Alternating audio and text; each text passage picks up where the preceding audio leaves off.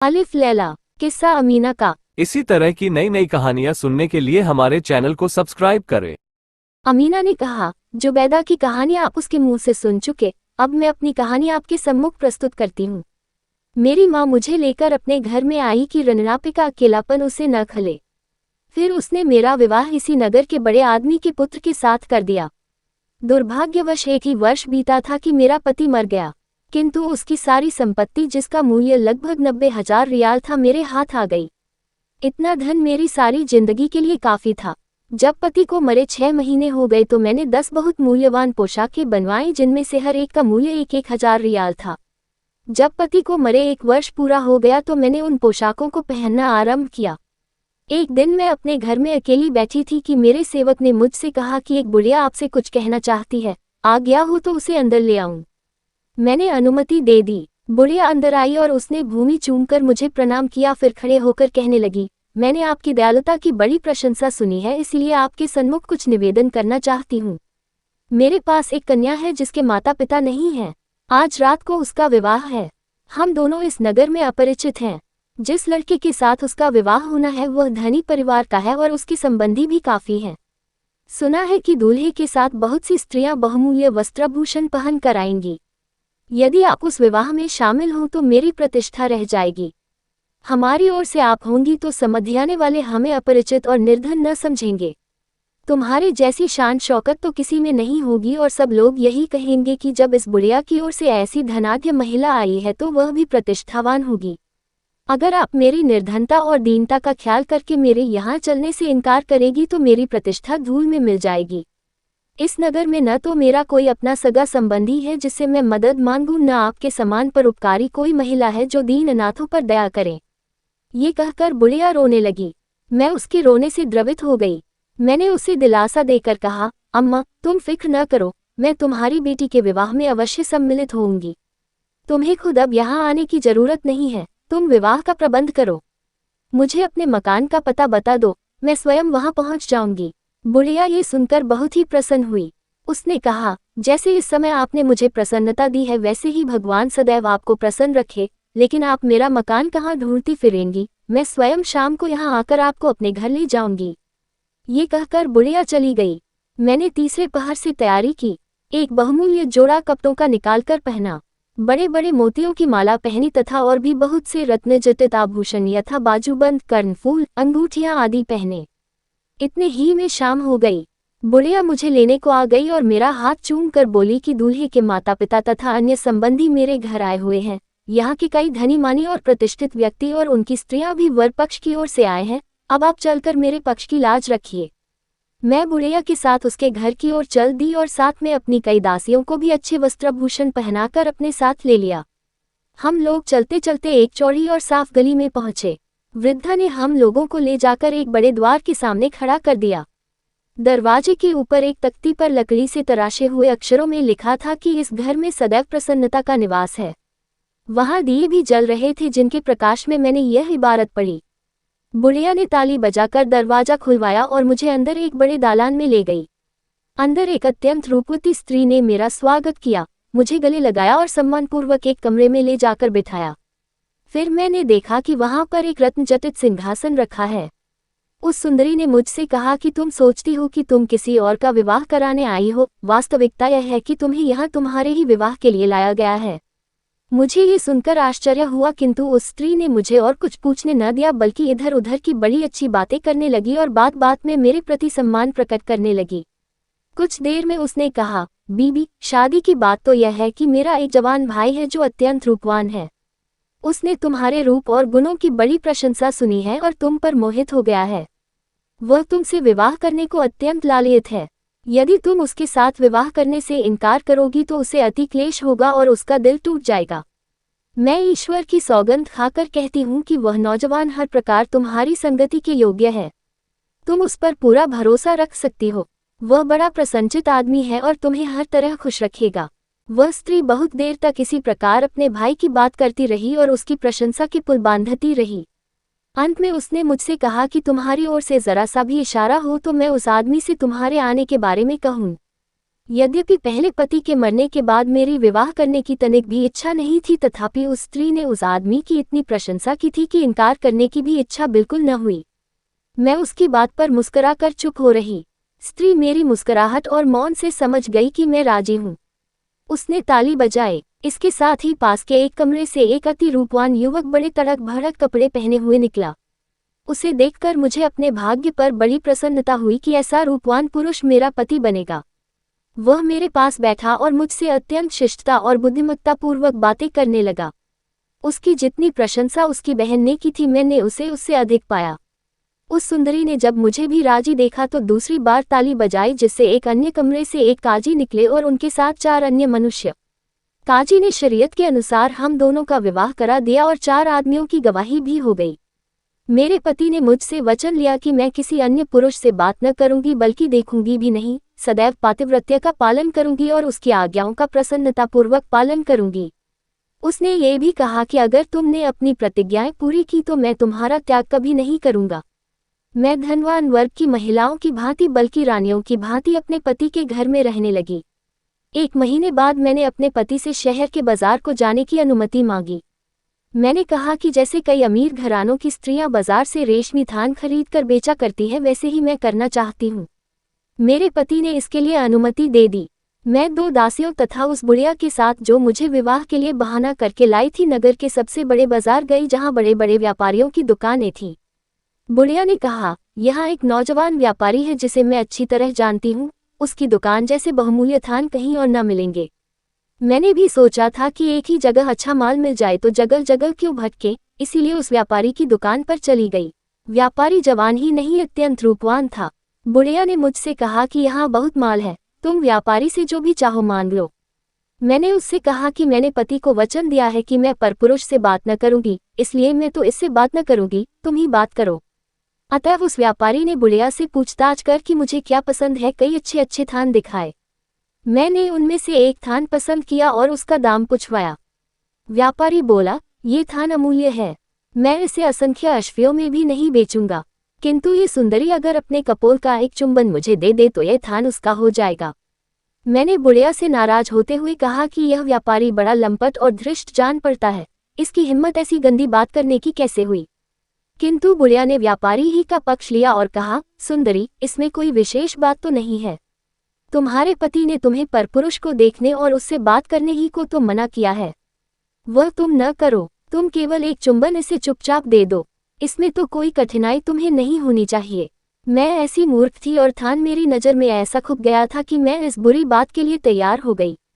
अब वह वृद्धा और दोनों दासियां सड़क की ओर मेरी आड़ करके खड़ी हो गईं। मैंने अपने मुख पर से वस्त्र हटाकर उस व्यापारी के सामने गाल कर दिया। दुष्ट व्यापारी ने चुंबन लेने के बजाय मेरे गाल में दांत गड़ा दिए, जिससे गाल लहूलुहान हो गया और मैं तड़पकर अचेत हो गई। इस अरसे में अवसर पाकर व्यापारी ने अपना माल जल्दी से लपेटा और दुकान बंद करके गायब हो गया। कुछ देर बाद जब मुझे होश आया तो मैंने अपने गाल को लहूलुहान पाया। बुढ़िया और दासियों ने मेरे गाल को कपड़े से ढक दिया था और उन लोगों की परेशानी और हाय हाय को सुनकर जो भीड़ वहां जमा हो गई थी, उसने समझा कि मैं किसी बीमारी से या कमजोरी के कारण बेहोश हो गई। मेरे होश में आने पर बुढ़िया और दासियों को संतोष हुआ और वे मुझे धैर्य देने लगी। विशेषतः बुढ़िया को बहुत दुख हुआ। उसने कहा, सुंदरी, मैं तुम्हारी अपराधिनी हूँ, मुझे क्षमा करो। तुम्हारे ऊपर यह सारी मुसीबत मेरे कारण ही आई। इस कमीने व्यापारी की दुकान पर तुम मेरे कहने से आई। अब घर चलो, जो हुआ सो हुआ, अब तुम और चिंता न करो। मैं तुम्हारे घाव पर ऐसी दवा लगा दूंगी कि 3 दिन के अंदर न केवल घाव भर जाएगा बल्कि उसका कोई चिन्ह भी नहीं रहेगा। मैं किसी तरह गिरती पड़ती उन लोगों के साथ अपने घर पहुंची और अपने कमरे में जाकर पीड़ा, निर्बलता और थकन से फिर अचेत हो गई। बुढ़िया मुझे होश में लाए, फिर मैं अपने पलंग पर लेट गई। रात में जब मेरा पति आया, मुझे लेटे देखा तो बोला कि तुम्हें क्या हो गया, क्यों लेटी हो। मैंने बहाना किया कि मेरे सिर में बड़ा दर्द हो रहा है। मैंने सोचा था कि इसके बाद वह मुझसे अपना ध्यान हटा लेगा, किंतु उसने मेरा हाथ अपने हाथ में लिया और नाड़ी आदि देखने के बाद सर पर हाथ फेरने के लिए मेरे मुंह से कपड़ा हटाया। गाल के घाव को देखकर वह भड़क गया और मुझसे पूछने लगा कि तुम्हारे गाल पर यह खरोंच कैसे लगी। वैसे मेरा कोई कसूर न था और मैं उसकी अनुमति लेकर ही बाजार गई थी, किंतु उससे सच्ची बात कहने का मुझे साहस नहीं हुआ। मैंने बहाना बनाया कि जब मैं बाजार जा रही थी तो एक लकड़हारा लकड़ी का गट्ठा लेकर मेरे पास से निकला और गट्ठे से बाहर निकली एक लकड़ी गाल में चुभ गई। मेरे पति ने क्रोध में भरकर कहा कि अगर यह बात सच है तो मैं कल सारे लकड़हारों को फांसी पर चढ़वा दूंगा। मैं घबराई कि मेरे इस झूठ से सारे लकड़हारे बेकसूर ही मारे जाएंगे। मैंने अपने पति से कहा कि आप ऐसा अन्याय हरगिज न करें, बेकसूर लकड़हारों को क्यों मरवाएंगे, अगर मेरा अपराध पाएं तो उसका दंड मुझे दें, औरों को नहीं। मेरे पति ने कहा, तुम सच सच क्यों नहीं बताती, गाल में घाव कैसे लगा। मेरी हिम्मत सच्ची बात कहने की अब भी नहीं हुई और मैंने दूसरा बहाना बनाया कि जब मैं जा रही थी तो एक कुम्हार गधे पर बर्तन ले जाता हुआ निकला और गधे का मुझे ऐसा धक्का लगा कि मैं पृथ्वी पर गिर पड़ी और वहां पड़ा हुआ एक कांच का टुकड़ा मेरे गाल में चुभ गया। मेरे पति ने कहा, अगर तुम्हारी बात सच है तो मैं सुबह ही राजा के मंत्री जाफर से कहकर सारे कुम्हारों को नगर से निकलवा दूंगा। मैं फिर घबराए और मैंने कहा कि मेरे कारण निर्दोष कुम्हारों को सजा क्यों दी जाए। पति ने फिर कहा, जब तक तुम सच्ची बात न कहोगी मेरा रोष कम नहीं हो सकता। मैं बोली कि चलते चलते मुझे चक्कर आ गया जिससे मैं गिर पड़ी और मेरा गाल छिल गया। इसमें किसी का कसूर नहीं है। मेरा पति अब आपे से बाहर हो गया और बोला, तू झूठ पर झूठ बोले चली जा रही है, अब मैं तेरी बहानेबाजी नहीं सुन सकता। ये कहकर उसने ताली बजाई जिससे 3 हबशी गुलाम अंदर आ गए। मेरे पति ने कहा, एक एक आदमी इसका सिर और पांव पकड़े और तीसरा तलवार निकाल ले। फिर तलवार निकालने वाले से कहा कि इस कुल्टा के 2 टुकड़े करके इसकी लाश मछलियों के खाने के लिए नदी में फेंक दे। जल्लाद कुछ झिझका तो मेरे पति ने डांट कर कहा, तू मेरी आज्ञा का पालन क्यों नहीं करता। जल्लाद ने मुझसे कहा, तुम्हारा अंत आ गया है, तुम अंत समय में भगवान का स्मरण कर लो, इसके अलावा और भी कुछ कहना सुनना हो तो कह सुन लो। मैंने कहा कि मुझे थोड़ी देर के लिए जीवन दान मिले तो कुछ कहना चाहती हूँ। मैंने अपना सिर उठाया और सारी बात कहनी चाही कि तू हिचकियों और रुलाई के कारण कुछ कह न सकी। मेरे पति का क्रोध बढ़ता ही जा रहा था। उसने मुझे बहुत गालियां दी और बुरा भला कहा। मैं उसकी बातों का कोई उत्तर न दे सकी। मैंने सिर्फ ये कहा कि कुछ अवसर और दिया जाए ताकि मैं अपने पापों के लिए ईश्वर से क्षमा मांग सकूं। किंतु मेरे पति ने इतनी दया न भी की और गुलाम को शीघ्र ही मेरा वध करने की आज्ञा दी। गुलाम मुझे मारने को तैयार हो गया। इतने में बुढ़िया दौड़ती हुई आई। उसने मेरे पति को बचपन में दूध पिलाया था। वह उसके पैरों पर गिर पड़ी और कहा कि तुम मेरे दूध का बदला देने के लिए इसे प्राणदान दे दो। उसने कहा कि उसका कोई दोष नहीं है, तुम इसे निरपराध मारकर ईश्वर को क्या जवाब दोगे। उसके समझाने बुझाने से मेरे पति ने मेरा वध तो नहीं कराया किंतु कहा कि इसे कुछ दंड मिलना जरूरी है। उसकी आज्ञा से गुलाम ने मुझे कोड़ों से इतना मारा कि मैं बेहोश हो गई और मेरे कंधों और छाती पर से कई जगह मांस उधड़ गया। मैं एक महल में बंद कर दी गई जहां 4 महीने तक पड़ी रही। बुढ़िया ने मेरी देख रेख और मरहम पट्टी की। इससे मैं वैसे तो स्वस्थ हो गई किंतु वे काले चिन्ह बाकी रह गए जिन्हें आपने देखा था। जब मैं चलने फिरने के योग्य हुई तो सोचा कि अपने पहले पति के मकान में, जो अभी तक मेरी संपत्ति था, चलकर रहूं। किंतु उस गली में गई तो मकान का चिन्ह भी न पाया क्योंकि मेरे दूसरे पति ने उसे खुदवाकर जमीन के बराबर कर दिया था। मैं उसके इस अन्याय की फरियाद भी इस डर से न कर सकी कि कहीं ऐसा न हो कि दोबारा क्रोध में आकर मुझे मरवा दें। मैं अपनी जान बचने पर ईश्वर को धन्यवाद देती हुई जुबैदा के पास गई और अपनी संपूर्ण कष्ट कथा कही। उसने मुझे तसल्ली दी। उसने कहा कि तुम मेरे साथ रहो, ये जमाना अच्छा नहीं है, हमें किसी से भी दयालुता की आशा नहीं करनी चाहिए, न उनसे जो हमारी मित्रता का दावा करते हैं, न उनसे जो हमारे रूप पर मोहित हो जाते हैं। उसने कहा कि मेरे पास इतना पैसा है कि हमें कोई कठिनाई नहीं होगी। जुबैदा ने मुझे ये भी बताया कि किस तरह उसकी सगी बहनों की जलन और दुश्मनी की वजह से उसका मंगेतर शहजादा समुद्र में डूब गया और किस तरह उसकी उपकृत परी ने उसकी दुष्ट सगी बहनों को कुतिया बना दिया। मैं उस समय से जुबैदा के पास रहने लगी। मेरी माता का देहांत हुआ तो जुबैदा ने मेरी बहन साफ़ी को भी अपने पास बुलाकर रख लिया। तब से हम तीनों बहनें आनंदपूर्वक रहती हैं। हम लोग भगवान के प्रति आभारी हैं कि हमें कोई कष्ट नहीं है। हम लोग मिलजुल कर घर चलाते हैं। कभी बाजार से सौदा सुलफ लाने के लिए मैं जाती हूँ, कभी साफ़ी। कल मैं बाजार गई थी और सामान एक मजदूर के सर पर लदवा कर आई। वह बड़ा हंसोर था और शिष्ट भी था, इसलिए हमने उसे दिन भर अपने साथ रहने दिया ताकि अपनी बातों से हमारा मनोरंजन करे। फिर रात को 3 फकीरों ने हमसे रात भर आश्रय देने के लिए प्रार्थना की। हमने उन्हें भोजन कराया और शराब पिलाई। वे रात को देर तक गाते बजाते रहे और हम लोग भी गाते बजाते रहे। फिर मोसुल के 3 व्यापारी जो बड़े सम्राट जान पड़ते थे रात भर रहने की प्रार्थना करते हुए आए। हमने उनकी भी अभ्यर्थना की। अमीना ने कहा कि यद्यपि हमारे सातों मेहमानों ने वचन दिया था कि वे सब कुछ चुपचाप देखेंगे और किसी बात के बारे में पूछताछ नहीं करेंगे, तथापि उन्होंने यह वचन न निभाया और कुत्तियों के पिटने और मेरे शरीर के दागों के बारे में पूछताछ करने लगे। हमें इस पर बहुत क्रोध आया, यद्यपि हम उन सभी के प्राण ले सकते थे, तथापि ऐसा न किया और उन लोगों से उनका व्यक्तिगत वृतांत सुनकर उन्हें छोड़ दिया। खलीफ हारून रशीद को दोनों स्त्रियों की कहानियां सुनकर अत्यंत विस्मय हुआ। उसने मन में सोचा कि उन फकीरों का, जो वास्तव में राजा और राजकुमार थे, और उन बुद्धिमती स्त्रियों का कुछ उपकार करें। उसने जुबैदा से पूछा कि तुम्हें तुम्हारी उपकार करती परी ने कुछ ये भी बताया था कि तुम्हारी बहनें कब तक कुतियां बनी रहेंगी। जुबैदा ने कहा कि मैंने जो वृतांत आपसे कहा था उसमें ये बताना भूल गई कि परी ने चलते समय मुझे अपने कुछ बाल दिए थे और कहा था अगर तुम इनमें से कोई बाल आग में डालोगी तो मैं संसार के चाहे जिस भाग में हूँ तुम्हारे पास आ जाऊंगी। खलीफा ने पूछा, वे बाल कहाँ हैं? जुबैदा बोली, मैं वे बाल हर समय अपने पास रखती हूँ। ये कहकर उसने एक डिबिया निकाली। उसमें एक पुड़िया में कुछ बाल बंधे थे। उसने उन्हें खलीफा को दिखाया। खलीफा ने कहा कि मैं भी उस परी को देखना चाहता हूँ। जुबैदा ने पूरी पुड़िया आग में डाल दी। धुआं उठते ही भूकंप सा आ गया और कुछ क्षणों में चकाचौंध कर देने वाले वस्त्राभूषण पहने परी सम्मुख आ खड़ी हुई। वह खलीफा से बोली, आप पृथ्वी पर ईश्वर के प्रतिनिधि हैं, आपकी जो भी आज्ञा होगी मैं उसका पालन करूंगी। इस जुबैदा ने मेरी प्राण रक्षा की थी, इसलिए मैं इसकी बड़ी आभारी हूँ। मैंने इसकी बहनों को, जिन्होंने इसके उपकारों के बदले में इससे अत्यंत नीचता का व्यवहार किया था, कुतिया बना डाला। अब मुझे क्या आज्ञा है? खलीफा ने कहा, एक तो ये कि चूंकि ये दोनों अपने किए का काफी दंड पा चुकी है, इसलिए तुम उन्हें फिर इनके पुराने शरीरों में ले आओ।